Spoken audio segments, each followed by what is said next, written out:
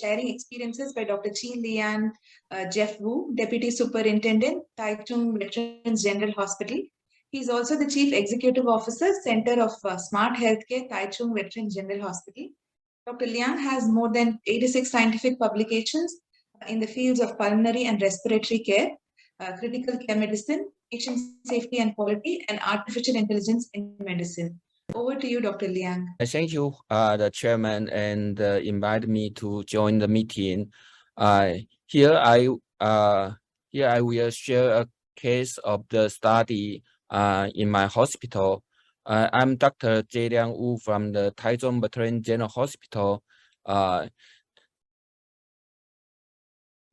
Taichung is middle Taiwan and central part of the Taiwan, and my hospital is around my hospital is around the 1,050 beds, and this is our hospital, the overview. So as we talked about in the previous speaker, we want to conduct a study. We have to focus our interesting point. Here, my interesting point is the adverse events in hospital. So at first, we set up a rapid response team to reduce the adverse event for the cardiopulmonary resuscitation in hospital or mortality in hospital, but it does not work. So actually, the adverse events happen in every hospital and include in my hospital, in my ward. So the percentage is up to 5 to 1% or even to 6.1% from the literature research. So we organize a team and to organize a team to set up the program. We want to establish an online early warning system to alert our colleague, our doctor, our physician, and the nurses. So my team has the doctor, nurse, and the engineer. We take the data from the 2007 to 2017, more than 40,000 patients, and a total over around 100,000 admissions. So we take the data. To into the study, and we define the adverse event is the patient who receiving the cardiopulmonary resuscitation and the transfer to ICU due to the unexpected deterioration or even death in the general ward. As we know, from the literature research, we have known that the early warning system, for example, the National Early Warning System score proposed in England, the new score have been standardized and have been used for all adult patients globally.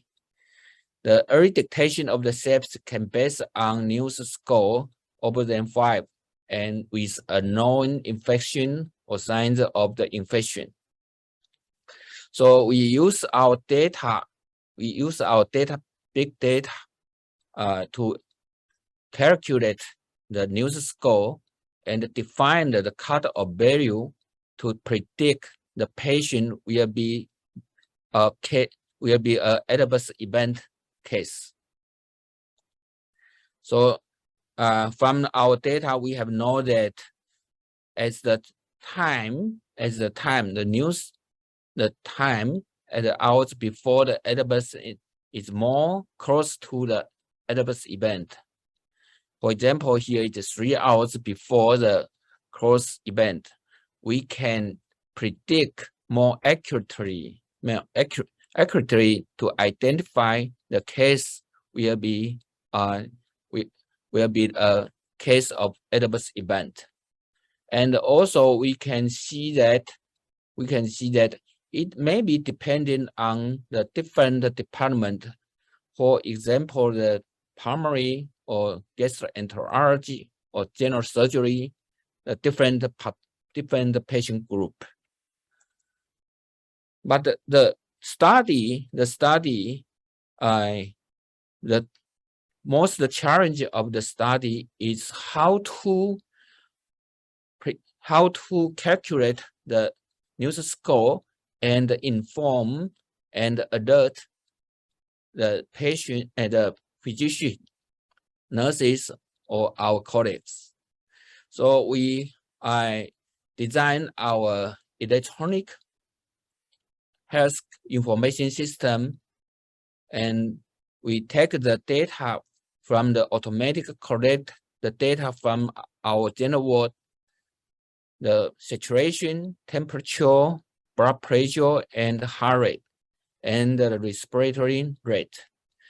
All this data has been transferred to our electronic health information system, and our server calculate the data every hour and put on our data dashboard.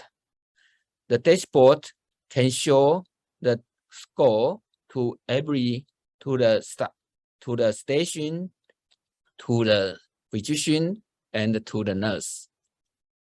So this is the dashboard. We can from here to find the data of every patient.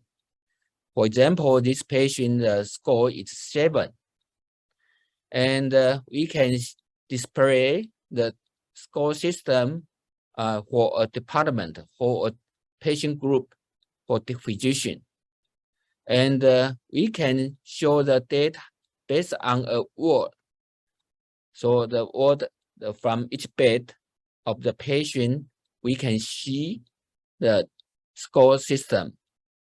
For example, the 7 is more risk to the adverse events. We can trace the trend of the news because the e-news, our e-news is every hour we have a data. So we can see the trend of the news. So we can control, we can understand the patient status. We also can explore the score from the each part, each element. For example, the time, the respiratory rate, the saturation, the heartbeat, the blood pressure. So we can understand the actual condition of the patient. And we also integrated the e-news system to our nurse hand-off system. When they hand off the shift, when they have the shift from from the night and from the day to night, they can review the news score during their shift. And also we send a message to the physician by night or mobile phone. Then finally we can measure our adverse events every month. So we can hear from start a real-time early warning system in news in our electronic health information system. And here we start to send a message to care team and integrate the e-news into the handoff during their shift. So we collected the data from the baseline, implementation, and intensive period.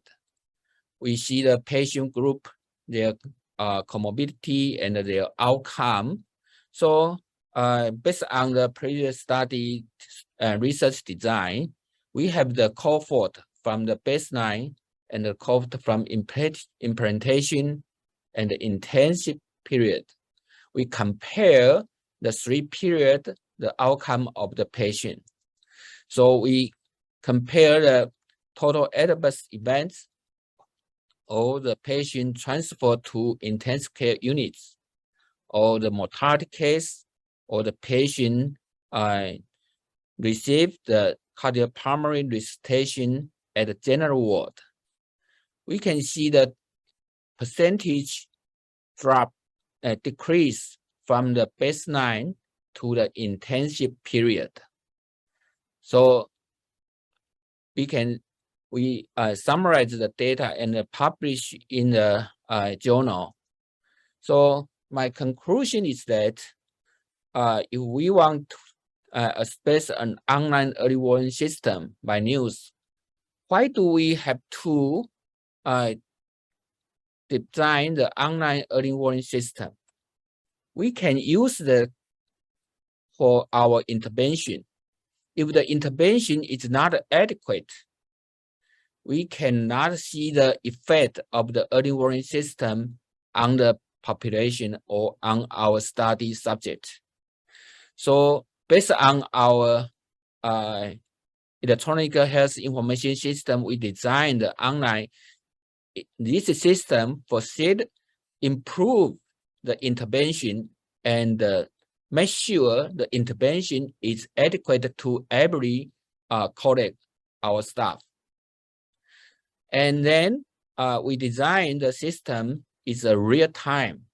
So real time update every hour. So we can make sure our intervention is no time lag. So, and this is embed into our electronic health information system and the dashboard.